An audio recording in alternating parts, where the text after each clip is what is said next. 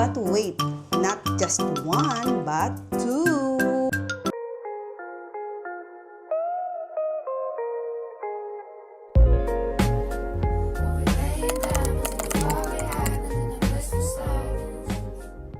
Gupit niya. Skubaru, skubaru. Skubaru, gabugi naman yung skubaru, oh. Kapuri. 2 hours later.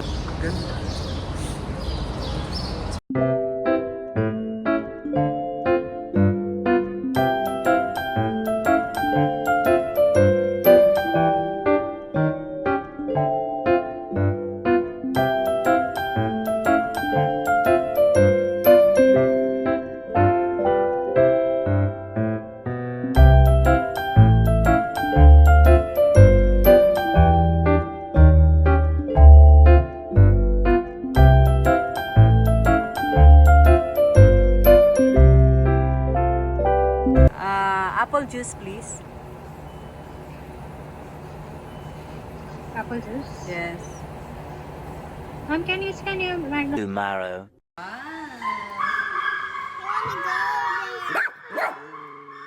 want to play na with that? It's so hot. Daddy, And the let's four. pick up our car.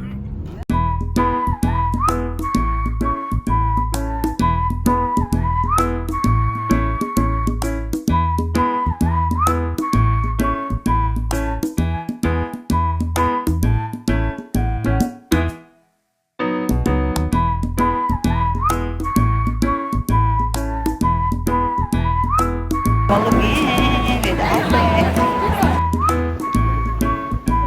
Nathan, let's go. We will pay now. Come on, let's go. Push. Bagay siguro yung black dyan.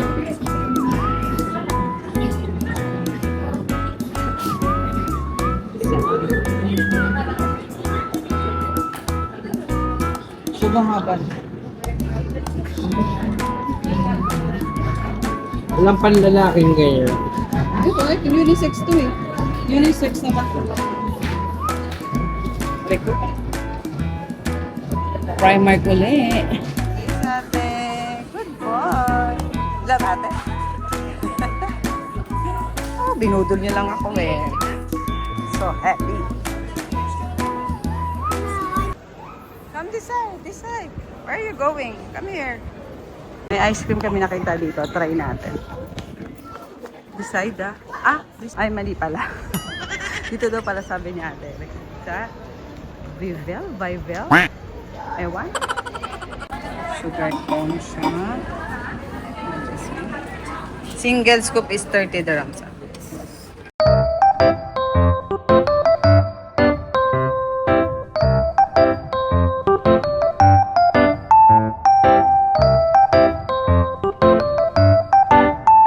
In fairness, masarap. Diyan lang pinumili ko. Itan. Nice. Ay, Arabica naman kami. Mag-umuwi. So, hey guys. Nandito kami sa Arabica. For the pagod na si Nathan. Gusto na maglakad. Magkakape lang kami bago namin sunduin sa school si Cooper. And nagustuhan ni Cooper. Ni Matusalem yung dark latte na kape. So, ayan. Ano masasabi mo sa dark latte kape? Kape. Wala siyang masabi. Kasi hindi naman siya, mahilig siya sa mga cold drinks. Ako gusto ko na may mga dark drinks. Dark? Hot? Ay ate, how's your shopping experience? It's very good. Wow, very good. So, kumusta naman ang bulsa natin dyan? Charas. Cheers! You want to taste it? I don't know. I don't want to these flavor. Lalabas I kami just haven't went in McDonald's. Bye. I don't know where to go. Bye. I just McDonald's. So, pauwi na kami. Ay, susunduin pa pala muna namin si Cooper. How's our family day? Dito na sa taas. Hey guys! Ayan, nakabalik na tayo dito sa bahay. And ano pa nga bang ating gagawin? Siyempre, mag-unbox na tayo or mag-haul tayo ng ating Primark na nabili kanina. Actually, ngayon na lang uli ako haul ng, alam mo yun, ng pinang-shopping natin. So, pasensya na kung medyo haggard bersosa na tayo dyan. Anyway, ayan, may nabili kaming pantulog ni Alexi. Kinuha niya na yung sa kanyang dalawa, tapos nailagay ni Romel sa washing machine yung sa akin.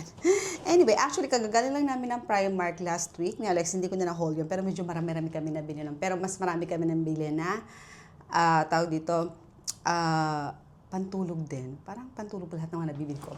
So, parang tutuwa ako sa mga cords na pantulog ngayon, tapos mga abubot. Yan.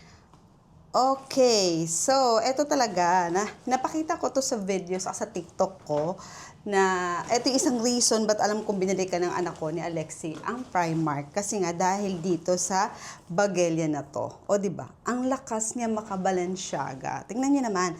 But wait, not just one, but two. Ayan, wala niyong kanina yung akin dito. Siyempre, hindi yung black, kahit tita na tayo. Ito ang para kay Alexi. Ito talaga yung bet na bet niya. So, sa likod, wala siyang zipper. Sa harap lang. Tapos, sa gray, ito yung akin. Ito yung nabetan ko. Parang cement gray ang shade niya. Ganun din, wala siyang zipper sa likod. And then, pag binuksan mo siya, ayan, dalawa yung kanyang zipper. Ayan, pwede mo lagay sa gitna. Wala siyang masyadong hanas sa loob. As in, plain lang and may isa lang siyang compartment na zipper sa loob. Diba? Very cute. Wala lang. Nagandahan lang din ako sa bag na to. Alam mo yun? Alam mo, bata pa lang talaga ako. Mahilig na ako sa bag. Anyway, 75 dirhams. Ayan, ang isa. So, tingnan natin. Ay, nilaglag. So, nakikita niyo ba yan? I-unbox na lang natin. Ay, ipapakita ko na lang sa inyo sa ating mga OOTD next time. Diba? Okay, next naman is itong pantulog ni Alexi. O, yan, diba? Meron pa siya ditong pantulog. O. Ano na siya? Isang set na siya. May short, tapos meron parang sando blouse. Ito naman is 48 dirhams. Ayan. Next naman is kay Nathan. Actually, gusto ko sana yung parang McQueen na parang Crocs doon. Kaso ayaw ni Nathan. And actually, ayaw niya talagang magpasukot. Umiiyak nga siya kasi ayaw niya magpabili ng shoes. Alam mo, in fairness, ano ko na yun si Nathan, lalaki talaga siya. Ayaw niya na masyado siyang minimalist. Ayaw niya masyado siyang gamit. Pag binila mo siya ng bagong tsinelas, it takes time bago niya talaga isuot yun. Ayaw niya talagang isuot. Ayaw niyang papalit-palit siya ng gamit niya. Gusto niya kung anong kinasanayan niya, lalo na pagdating sa slippers, sa sapatos, yun na yun. Ayaw niya nang papalit-palit. Anyway, ayan, dahil nga ang cute ng white shoes, saka lakas maka-Japorms at bagay kay Nathan ng white shoes, ako na ang pumilit at nag-decide na bilhin to. So, ito naman is nasa 55 dirhams. Ay, akala ko 45. 55 dirhams. Nabudol ako doon. Okay, 55 dirhams siya. Ayan. Next naman is, ito yung medyas. Alam mo, in fairness sa socks na nila ang kakapal. Kahit na pababae doon, bata, ang ganda ng quality ng socks nila. So, tingnan natin. Kasi ako sa base na naman sa hawakan, hindi ko pa siya nagamit. Anyway, ito naman is 27 dirhams. Ilang pair siya? 1, 2, 3, 4, 5 pairs for 27 dirhams. So, bili na mga suki. Mind nyo na yan. Charas. So, ayan. Mura, ang ganda ng quality. Next naman is, eto naman, diba, may pahangar pang kasama. Short. Ayan, short naman ni Habibi. So, ito naman is straight fit ang nakalagay dito. Magkano to? Ba't parang walang price? Wala ba tong price? Ito ata yung 60 dirhams. 60 dirhams pala. Ay, hindi. 45 dirhams. So, ayan. 45 dirhams. Baka akala nyo nahuhula lang ako dyan. 45 dirhams. Ayan. So, short siya. Diba? Summer na kasi ngayon dito sa Dubai. So, ang hirap na lagyan nakapants. So, short din. Tapos, natuwa lang ako sa bra na to. Kasi parang siya, nude pink. Pampahay lang. Ay, di mo nang babara sa bahay. Pero ganda lang ng kulay niya. gusto ko lang i-try, alam mo yun, pag mga pang gym lang o pang grocery lang na bra, di ba? Tingnan natin. Bumibili kasi ako ng bra sa Marks and Spencer, lalo ng panty, ayan, dyan. So, ito. And next naman ay Diyos ko na ko, ito mga undies. Ayan, mga panloob ng babae. Hindi ko napapakita yan. Censored. Charis. Pero mura lang May 15 dirhams, may 30, 33. Nag-range lang sa ganun. Hindi ako umabot ng 50 above. Saka hindi na ako bumili ng mga partner. Kasi gusto ko yung yung partner kasi may mga stripe. Gusto ko plain lang. So, pumili ako ng halos same color para partner pa rin siya. Tapos ito, yung anak ko bumili siya ng parang wallet na pwedeng i-keychain dun sa bag niya. 27 dirhams. Imagine, for this, 27 dirhams. Oh my God, ano malalagay niya dito? Ano ba to? In fairness, spacious naman. May maliit pa siyang, may pa-zipper, pero wala namang malalagay. Design lang talaga yung zipper. Kasi nga, ipapartner niya daw to sa bag niya, yung black na binili niya. Tingnan natin. So, ito, ipapartner niya daw to dito, ilalagay niyang ganyan. Maganda nga naman, o, diba? Very fashionable. Ganyan ang kakalabasan niya. Diba? Ganyan. So, ayun lang. And yung ibang mga nabili namin, mga gamit sa bahay, meron din kasi silang mga gamit sa bahay, yung pinaglalalaban na ni Romel. Kaya sobrang laki ng amin. Grabe, sobrang laki talaga nitong paper bag na to. Sangga niya sa kadalawang paper bag na yung karton lang. Anyway, so that's it for our unboxing haul. Unboxing haul ba tama? Diyos ko, hindi na ako sanay sa pag-haul.